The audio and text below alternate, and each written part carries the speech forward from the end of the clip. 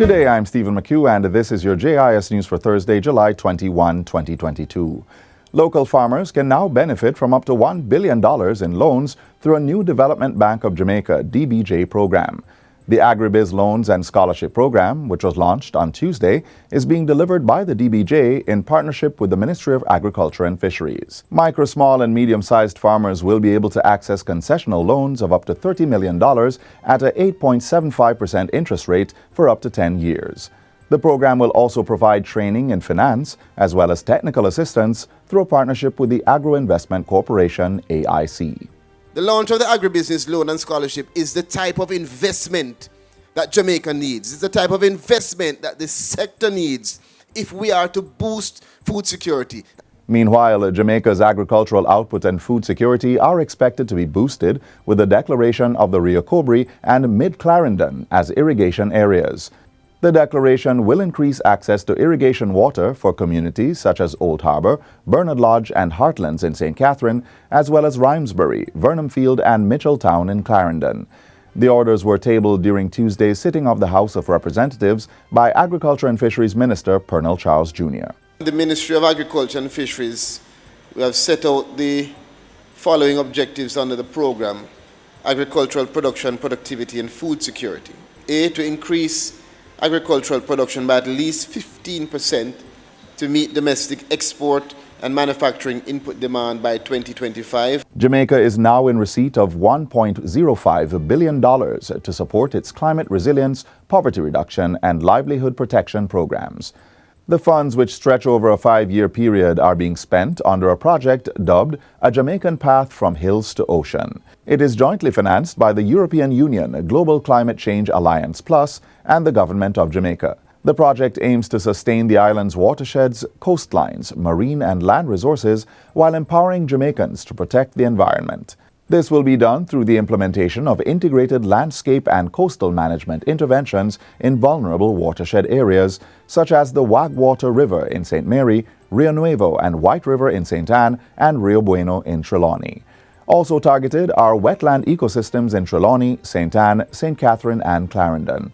At Tuesday's launch, Minister without portfolio in the Ministry of Economic Growth and Job Creation, Senator Matthew Samuda, reiterated the importance of environmental protection to sustainable economic growth. This project is critical. It'll touch approximately 46% of your population in some way, shape, or form. Its impact will be felt by those who don't even know that it exists. We are in the throes of climate change. It is not future-proofing. It is about survival today. It is about creating the base of our economic prosperity today. Because the climate has changed and the weather patterns have already changed. Government is moving forward with the introduction of electronic warrants for motorists with outstanding tickets. Justice Minister Delroy Chuck made the announcement during his contribution to the debate on the Transport Authority Amendment Bill, which was passed in the House of Representatives on Tuesday.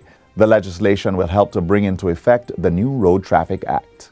You have some indisciplined and lawless motorists who feel that these tickets can be ignored. Because, Madam Speaker, more than half of them don't pay.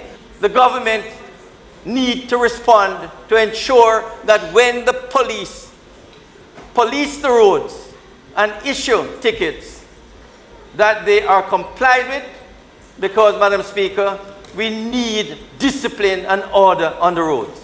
Minister Chuck says over the last 5 years, the police have issued more than 500,000 tickets annually, with an average of 282,000 of these ending up in court and fewer than 70,000 paid. He points out that when the provisions of the Road Traffic Acts come into effect, it will be compulsory for motorists to pay their tickets before they can renew their driver's licenses. The continued revitalization of Downtown Kingston has received a significant boost. That's due in part to Tuesday's opening of the Rock Hotel on the corner of King Street and Ocean Boulevard on the Kingston waterfront. Prime Minister Andrew Holness has welcomed the hotel, saying it will bring more income to people's pockets while returning social and economic activity to downtown Kingston. The Prime Minister adds that the development aligns with government's plans for the area, which are taking shape. Among them is the recent completion of revetment works along Port Royal Street to support a boardwalk, the opening of the new Foreign Affairs building, and striking a deal with the World Bank to fund a master plan for downtown Kingston. The new Houses of Parliament building, construction of residential developments, as well as the replacement of the sewer system are also in train. To others who are listening, who are considering investing in downtown Kingston, now is the time to do it. The government is a strong and determined partner in the development of downtown Kingston. The Rock Hotel is a 4-star, 12-story building that will also house residential units. It was developed through a partnership involving Panjam Investments and Hilton Tapestry Collection. And finally, honorary patron of the Cecil Cooper Foundation, Juliet Holness, has donated $200,000 to be given as bursaries to students at the Edna Manley College of the Visual and Performing Arts. Mrs. Holness, who made the donation at the recently held Cecil Cooper Foundation Closing Cocktail Award ceremony, also presented a $450,000 scholarship to final-year student at the institution, Maurice Hibbert. During the ceremony, Mrs. Holness also awarded bursaries valued at $50,000 each to 3 students: Shania Chantalou from the School of Drama, Reneto Fuller from the School of Visual Arts, and the 3rd student studying Artist Management, Alyssa Salmon. Too many people do not understand or appreciate the contribution of those who have engaged in the arts. And Jamaica 60 is the time to have more and more of us as Jamaicans understand. The Cecil Cooper Foundation Scholarship was launched in June to assist students at the Edna Manley College of the Visual and Performing Arts finance their studies. Annually, several art students will be awarded bursaries and scholarships from the foundation. And that's it for JIS News Today. I'm Stephen McHugh. Thanks for watching.